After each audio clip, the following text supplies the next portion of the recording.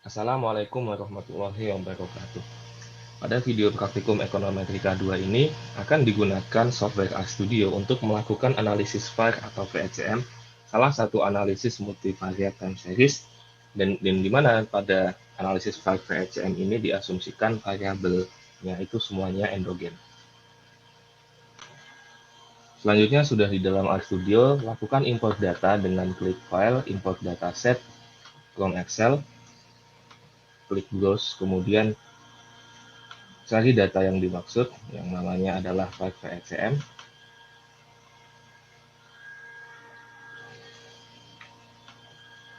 Kemudian sedikit penyesuaian, misalkan begini, namanya data ini adalah data 1.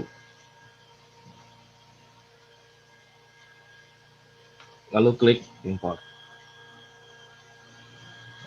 Selanjutnya kita mulai buat script ya, dan ini data yang akan kita gunakan nanti adalah variabel len IHK dan len IP.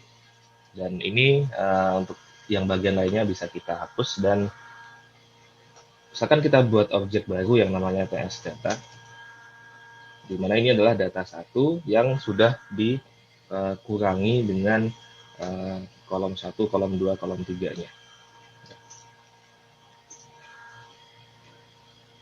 Kemudian dari TS data ini kemudian diset menjadi suatu objek time series ya, dengan fungsi TS. Masukkan TS data di sini, kemudian startnya adalah dari tahun 2010 bulan 1 dengan tipe datanya adalah bulanan, maka masukkan frekuensinya 12, dan ini diberi nama objek yang sama yaitu TS data. Kemudian di run, dan untuk melihat datanya yang bisa kita cek di sini, TS datanya sudah bertipe time series dengan ada dua variabel len IHK dan len IP dari Januari 2010 sampai Agustus 2016. Nah, kita bisa buat visualisasinya dalam bentuk plot, misalkan plot TS data akan dibuat seperti ini ya, posisinya adalah bersandingan atas bawah ya, bisa kita sedikit modifikasi, misalkan mau dibuat kiri ke kanan, masukkan NC2. Jadi ini variasinya ya. Kalau mau dikembalikan lagi, tinggal diganti 1. Nah, selanjutnya kita lakukan uji stasionaritas. Ya, uji dengan menggunakan uji ADF. Ya, kita akan menggunakan salah satu package untuk uji ADF ini,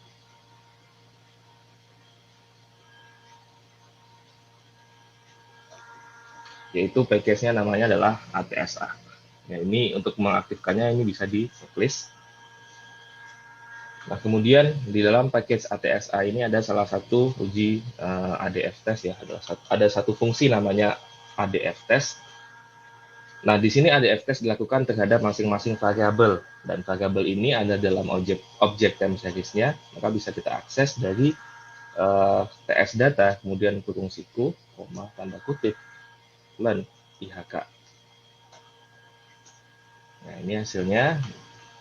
Dan secara umum variabel ini untuk variabel IHK itu belum stasioner pada data level ya. Nah, kita lanjutkan untuk data pada first difference-nya, yang ini bisa di copy ke bawah ya. Kemudian di depannya ini semuanya dimasukkan ke dalam div ya, atau difference. Ini di run dan dia sudah stasioner pada first difference. Lakukan hal yang serupa pada variabel yang satunya lagi, yaitu IP. Masukkan di sini IP yang belum stasioner pada pada level ya, maka bisa kita cek pada levelnya dengan disesuaikan nama variabelnya di sini. Ya. Secara umum, apa kedua variabel ini sudah stasioner pada first difference ya, sehingga kita bisa pertimbangkan nantinya ya dua pilihan ya, antara menggunakan var first difference maupun menggunakan VECM. Nah, VECM ini lebih menarik, tapi ada syarat yang harus dipenuhi terlebih dahulu sebelumnya, yaitu adanya kointegrasi.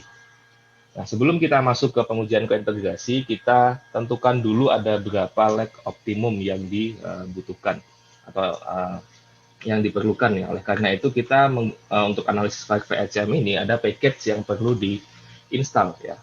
Utamanya ada dua package. Yang pertama adalah namanya vars. Ya, silakan bisa diinstal di sini, ketik files namanya, kemudian lakukan instalasi.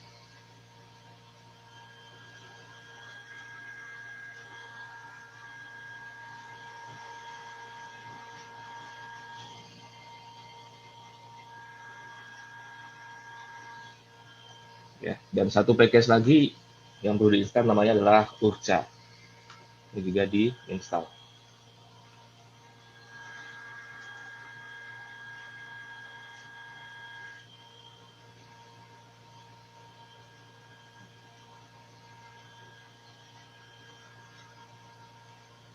Jika sudah diinstal, bisa dilihat pada daftar package di samping kanan ini ya, sudah ada kedua package tersebut ya. Nah, Urca ini dipakai untuk antara lain untuk co-integration test, jadi aktifkan dengan checklist ini. Dan satu lagi adalah files, ya, file modeling. Aktifkan keduanya. Nah, ini keduanya sudah diaktifkan dan kita mulai dengan memilih banyaknya lag optimum ya. Itu ada dalam package files. Di sini ada salah satu fungsi namanya adalah file select. Nah, kita bisa ikuti yang ada di dalam sintaks tersebut ya dengan fungsi file select. Kemudian masukkan Y-nya atau data yang memuat variabel endogenous, yaitu TS data di sini. Kemudian bisa ditentukan berapa lag maksimumnya. Bagi contoh di sini adalah lag max-nya adalah 10, ya kita samakan misalkan 10. Lalu ini di run ya. Dan yang muncul di sini adalah dari sekian pilihan atau kriteria ini yang paling banyak dipilih adalah lag 4. Jadi bisa kita pertimbangkan lag yang digunakan nanti adalah 4. Nah, dengan demikian coba kita lakukan pemodelan atau estimasi dengan memasukkan lag 4 ya. Di dalam package yang sama ini ada fungsi namanya var, yaitu untuk estimasi dari nilai var-nya.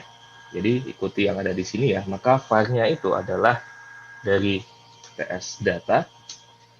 Kemudian P ini adalah banyaknya lag, tadi sudah kita cek sebelumnya bahwa P-nya sama dengan 4 ya. Kemudian juga tipe bisa kita masukkan, ada beberapa pilihan di sini, konstan, trend, bot, non ya. Pilih yang pertama, misalkan adalah konstan. Kemudian ini di kan. Nah, ini adalah kesamaan estimasi hasil var-nya ya. Nah, kita tidak perlu perhatikan ini dulu, langsung kita lakukan pengecekan kestabilan ya. Kembali di dalam package yang sama ini ada fungsi yang namanya adalah roots ya. Roots ini untuk melihat apakah syarat stabilan itu terpenuhi. Jadi ya sebagai bantuan ya, misalkan pada baris sebelumnya tadi saya beri nama objeknya ini namanya adalah var ya dengan huruf var kecil ya, maka lanjutkan dengan di sini roots dalam kurung var ya supaya bisa diakses. Dan di sini nilai rootsnya itu semuanya ada di bawah angka 1 yang berarti bahwa syarat kestabilan itu sudah terpenuhi. Nah, next kita lakukan dengan sudah syarat kestabilannya terpenuhi dengan lag 4 ini, maka kita lakukan uji kointegrasi. Uji kointegrasi ada dalam package Urca di sini. Dengan nama ujinya ini adalah K.Jo ya. Jadi Cointegration Johansson. Nah, jadi rumusnya bisa diketikkan K.Jo itu dalam kurung masukkan X-nya, data yang mau dicek integrasinya berarti TS data. Kemudian masukkan K-nya. K adalah lag ya. Dengan huruf kapital, tadi K-nya ditentukan sudah didukung oleh 4. Ya, kemudian tipe. Tipe ada dua macam ya, bisa eigen, bisa trace. Kita pilih saja salah satu, misalkan adalah trace. Kemudian date ini ya, ini samakan seperti yang tadi ya, yaitu konstanta tadi. Kemudian apalagi yang bisa kita setting di sini adalah spek ya. Jadi speknya itu adalah bisa long run atau transitory ya. Bisa kita pilih speknya itu adalah long run. Nah, objek uji kointegrasi ini ya misalkan diberi nama ya diberi nama yaitu cointest atau cointegration test ya. Nah, untuk mencetaknya uji kointegrasi nanti kita gunakan summary dalam kurung cointest ini. Nah, kita akan baris 16 dilanjutkan dengan baris 17. Nah, ini adalah hasil uji kointegrasinya ya, bisa dilihat dengan menggunakan trace statistik. Di sini adalah kita cek atau kita urutkan dari bawah dulu. Jadi R ini menunjukkan adanya banyaknya kointegrasi dan H0-nya pada bagian yang bawah ini adalah tidak ada kointegrasi ya, berarti H1-nya ada kointegrasi minimal 1 dan nilai tes statistiknya ini bisa dibandingkan dengan critical value pada 10%, 5%, dan 1%. Umumnya kita gunakan 5% ya, jadi 46 ini bandingkan dengan 19,96 dan lebih besar yang menunjukkan ada kointegrasi lebih dari 0 ya, berarti ada kointegrasi minimal 1. Nah, kemudian lanjut ke bagian atasnya, kita lakukan pengecekan lagi, apakah kointegrasinya itu hanya maksimal 1 atau bisa lebih dari 1. Nah, dengan H0-nya ini, maksimal 1, diperoleh nilai tes statistiknya 13,26 lebih besar dari critical value 5%, yaitu 9,24, yang menunjukkan bahwa ada lebih juga dari satu persamaan kointegrasi. Artinya, secara umum, hasil uji kointegrasi Johansson ini cukup jelas menunjukkan bahwa ada kointegrasi antara kedua variabel, yaitu antara IHK dan IP. Dengan demikian, maka kita bisa lakukan estimasi dengan menggunakan VHCM. Nah, selanjutnya kita akan melakukan estimasi dengan pemodelan VHCM. Masih di dalam package yang sama tadi, di dalam package URCA tadi ada fungsi namanya CHA-JORS ini. Ya, jadi OLS Regression of VHCM. Nah, di sini yang dimasukkan adalah dengan fungsi CHA-JO RLS, masukkan Z. Z itu adalah objek yang dibuat dari fungsi CHA-JO, yang berarti namanya yaitu cointest, masukkan ke sini, dan kemudian tentukan berapa ranknya. Ya, ranknya biasanya adalah 1, dan ini misalkan diberi namanya ini adalah model VHCM. Ya, ini diberi nama objeknya ini namanya adalah model VHCM. Ya, kemudian nanti untuk mencetaknya kita gunakan summary ya dari model VHCM. Ya, kan baris 19 dilanjutkan dengan baris 20. Oke, di sini ada dua yang muncul yaitu XLM dan beta ya. Jadi tidak langsung muncul persamaannya. Kita misalkan mau mengakses isian dari masing-masingnya ini ya, kita lanjutkan summary-nya untuk bagian XLM-nya. Ini adalah bagian pengaruh jangka pendeknya ya. Masukkan XLM di sini dan ini adalah output-nya atau persamaan VHCM-nya. Perhatikan di sini bahwa ini adalah menunjukkan pengaruh jangka pendek, di mana variabel yang di sisi kanan persamaan ini semuanya dalam bentuk first difference ya, leg 1, leg 2, leg 3. Ya, ini satu persamaan yang sebagai responnya adalah first difference Jagilan IHK. Kemudian di bagian bawahnya ada persamaan yang kedua, yaitu yang variabel di sisi kiri persamaannya adalah first difference Jagilan IP. Ya. Dan di masing-masing persamaan itu ada ECT1-nya ya. Ini adalah persamaan kointegrasinya. Ya, keduanya signifikan dengan nilai koefisien yang berada dalam kaidah koefisien VHCM yaitu di antara 0 sampai min 1 ya, dan keduanya signifikan di sini bisa dilihat ya, ECT1 pada persamaan pertama dan ECT1 pada persamaan yang kedua. Oleh karena itu, untuk melihat bagaimana bentuk dari persamaan jangka panjangnya atau isi persamaan kointegrasinya bisa kita akses dengan model VHCM, dolar, kemudian beta. Nah, ini adalah nilainya. Kan, tetapi yang penting dari pemodelan VAR ataupun VHCM itu adalah kita tidak menginterpretasikan hasil estimasinya dari estimasi atau koefisien ini karena cukup sulit untuk diinterpretasikan. Oleh karena itu, kita menggunakan innovation accounting dalam bentuk IRF, impulse response function, dan variance decomposition atau VD. Nah, kita kembali ke dalam package files ini. Jadi tahapan yang di dalam RStudio ini yang perlu dilakukan,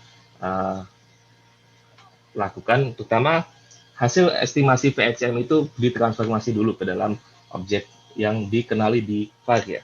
Jadi dengan fungsi namanya VEC to file, dan di dalam objeknya ini masukkan objek dari Cajo lagi, yaitu cointest tadi ya.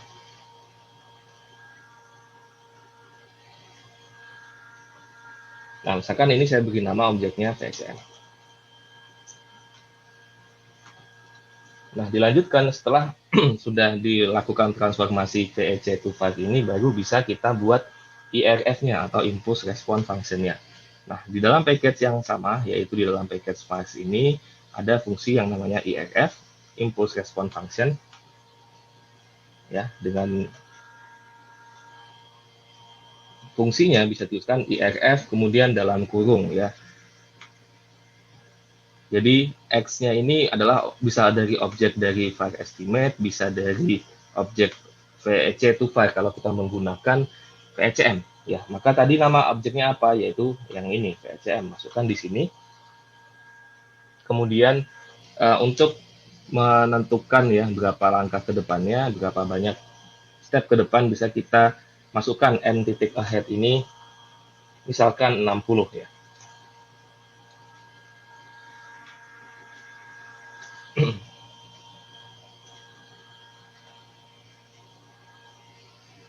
Nah, jika ini di-run, maka muncul outputnya dalam bentuk tabel ya, IRF. Dan karena ada dua variabel di sini ya, maka akan ada 4 macam IRF ya yang menunjukkan pengaruh ya, karena ada dua variabel itu sama-sama dianggap sebagai endogen, sehingga akan ada dua kali dua ya output dari IRF-nya. Nah, umumnya bisa kita gunakan bantuan plot ya. Jadi kalau mau dibuat plot, objek ini diberi nama dulu ya. Misalkan saya beri nama IX, Impulse Response.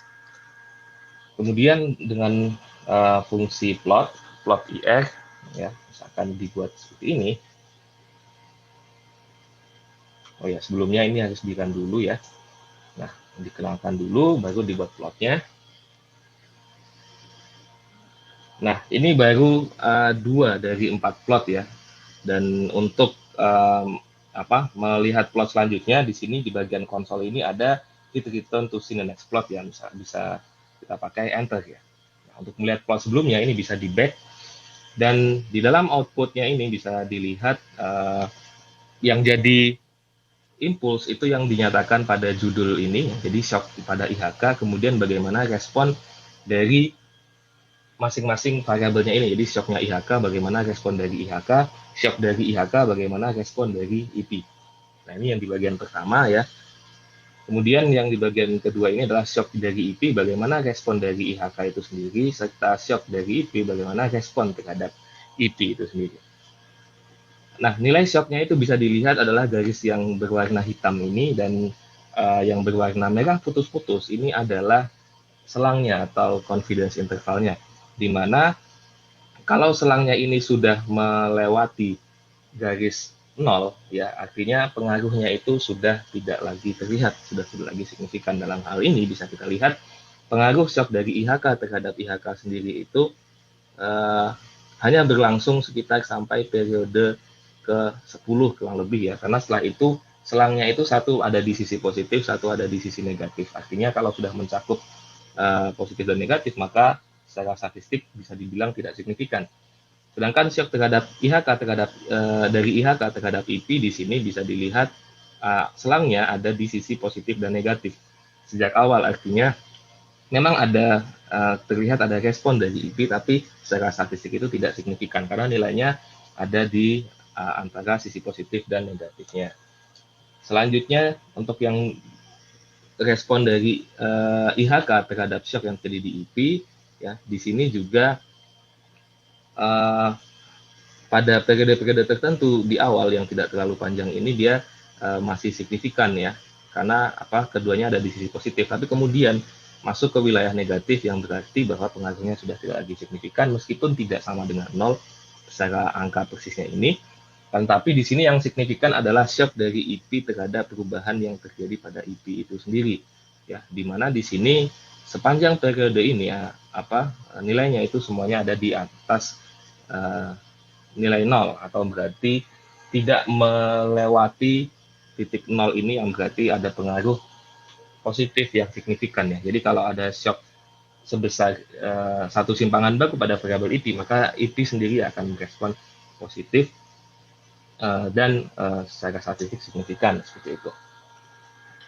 Nah, ini adalah satu terkait dengan IRF pada data atau pada analisis VECM. Nah, bagian yang kedua yang bisa diamati dari hasil estimasi VECM itu adalah variance decomposition. Ya. Kembali pada package files tadi ya, selain IRF itu juga ada fungsi namanya FEVD, Forecast Error Variance Decomposition. Nah, ini secara formula ya, ini bisa dibuat dengan FEVD, kemudian masukkan objek tadi namanya sama VECM, kemudian n ahead misalkan sama dengan 60 juga. Nah, ini kalau di run seperti ini ya, maka muncul FEVD dalam bentuk tabel. Nah, di sini yang menjadi bagian judulnya ini adalah variabel responnya, dan ini adalah kontribusi dari masing-masing variabelnya yang ada di dalam model, baik dirinya sendiri maupun variabel lain ya. Dan ini karena dinyatakan dalam persentase, ini kalau dijumlahkan itu nilainya akan sama dengan 1 atau 100%. Nah, di sini bisa dilihat ya berapa kontribusinya setelah 1 periode ke depan, 2 periode ke depan, dan seterusnya.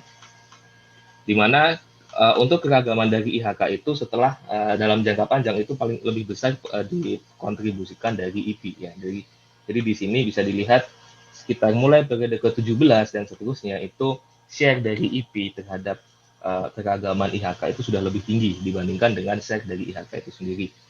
Ya, dan makin lama dia makin besar dan sudah mulai settle, sudah mulai stabil ya setelah sekian periode jauh ke depan. Selanjutnya, sebaliknya untuk yang IP itu relatif cukup stabil dari awal sampai akhir ya. Yang paling besar itu dikontribusikan oleh variabel IP itu sendiri. Ya. Setelah 60 periode pun masih 89% lebih dikontribusikan oleh dirinya sendiri. Nah, misalkan ingin kita lihat dalam tampilannya dalam bentuk plot ya. Jadi tadi fungsinya kita lihat tadi VVD dari VECM tadi ya. Nah, misalkan mau dibuat plotnya, ya ini diberi nama ya, misalkan diberi nama dengan nama VD seperti ini, ya, kemudian dilihat plotnya, plot dari VD. Nah, ini di run, kemudian ini di run. Ya, ini kelihatan ya, ada dua warna di sini yang lebih terang dan yang lebih gelap, dan ini menunjukkan kontribusinya sekian periode ke depannya. Jadi ini tampilan dari FEVD di RStudio. Tadi IRF-nya bisa di back plotnya ke bagian sebelumnya, dan ini berarti sudah bisa kita lihat ya, dan sudah kita lakukan analisis VECM pada RStudio dengan melakukan uji stasionaritas terlebih dahulu, kemudian dilakukan pengecekan kestabilan file dan penentuan lag optimum, kemudian lakukan uji keintegrasi, dan kemudian lakukan estimasi, tapi interpretasinya lebih utama kita gunakan IRF dan FEVD ini. Nah, semoga bermanfaat. Terima kasih. Wassalamualaikum warahmatullahi wabarakatuh.